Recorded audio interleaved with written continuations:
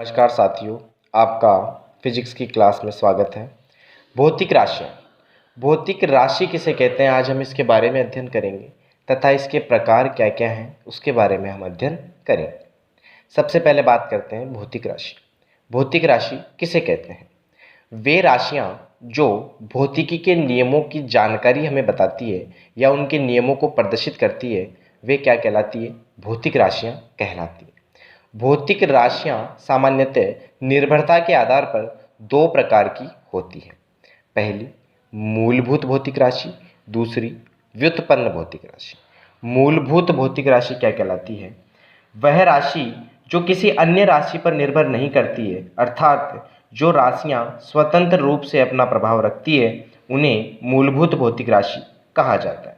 मूलभूत भौतिक राशि सामान्यतः 7 प्रकार की होती है। पहली लंबाई, दूसरा समय, तीसरी द्रव्यमान, चौथा विद्युत धारा, अगला ताप, पदार्थ की मात्रा, ज्योति और प्रकाश की तीव्रता। इस प्रकार भौतिक राशियाँ 7 प्रकार से बताई गई है। मूलभूत भौतिक राशियाँ 7 प्रकार से बांटी गई है। अगला बात करते हैं हम व्युत्पन्न भौतिक राशि। व्युत्पन्न भौतिक राशि से आप क्या समझते हैं? वे राशियाँ जो किसी अन्य पर अर्थात जो मूलभूत भौतिक राशियों पर निर्भर करती है, उसे व्युत्पन्न भौतिक राशि कहा जाता है। मूल राशियों को छोड़कर अन्य सभी राशियाँ जो मूल राशियों पर निर्भर करती है, व्युत्पन्न राशि कहलाती है। चाल की बात करते हैं। चाल का सूत्र दूरी बटा समय होता है। दूरी एक लंबाई का गुण होता है और दूरी लंबाई जो कि एक मूलभूत भौतिक राशि है, यह मूलभूत भौतिक राशि पर निर्भर करती है, अतः चाल व्युत्पन्न भौतिक राशि कहलाएगी। इसी प्रकार वेग की बात करते हैं। विस्थापन एक लंबाई का गुण है तथा यह मूलभूत भौतिक राशि। इसी प्रकार वेग भी विस्थापन पर निर्भर करता है और समय पर निर्भर करता है, अतः व्युत्पन्न भौतिक राशि वेग भी व्युत्पन्न भौतिक राशि का ही उदाहरण कहलाएगा। इसके बाद हम संवेग, बल, त्वरण, कार्य और शक्ति, इनके सूत्र की बात करते हैं। तो ये सभी सूत्र मूलभूत भौतिक राशियों के सूत्र से मिलकर बने हैं, अतः यह व्युत्पन्न भौतिक राशि कहलाते हैं।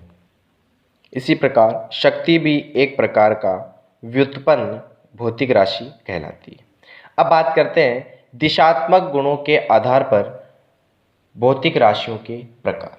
भौतिक राशियाँ दिशात्मक गुणों के आधार पर दो प्रकार की होती है। पहली अदिश राशि और दूसरी सदिश राशि। अदिश राशियों से हमारा तात्पर्य होता है कि वे राशियाँ जो दिशा के रूप में नहीं होती है, अर्थात जिन राशियों की दिशा नहीं होती है, उन्हें अदिश राशि कहा जाता है, तथा वे राशियाँ जो दिशा के साथ होती है तथा जिनमें दिशा व परिमाण दोनों पाए जाते हैं, उन्हें हम एक प्रकार से सदिश राशि कह सकते हैं। इसके पश्चात हम बात करते हैं प्रदिश राशि। ऐसी राशियाँ जो अदिश और सदिश दोनों के गुणों को प्रदर्शित करती है, प्रदिश राशियाँ कहलाती हैं। इसके पश्चात भौतिक राशियों का मापन।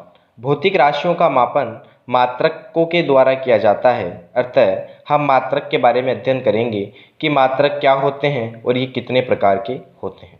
मात्रक भौतिक राशि के मापन की जो इकाई होती है, जिस इकाई से भौतिक राशि का मापन किया जाता है, उसे मात्रक कहा जाता है। मात्रक सामान्यतः 3 प्रकार के होते हैं।